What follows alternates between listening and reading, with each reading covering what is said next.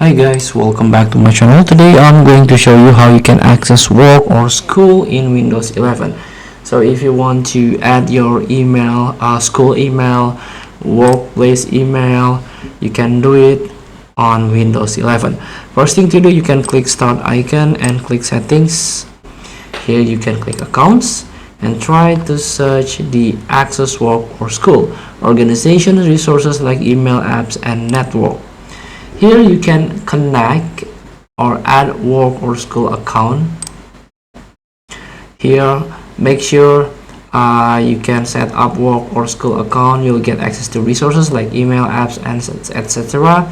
Connecting means your work or school might control some things on this device, such as which settings you can change.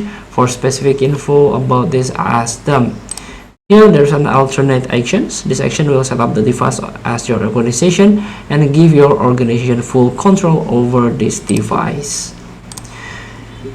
So feel free to try to make this device as your work or school device. Thank you for watching. Don't forget to comment, like and subscribe. So click this button below. See you in the next video.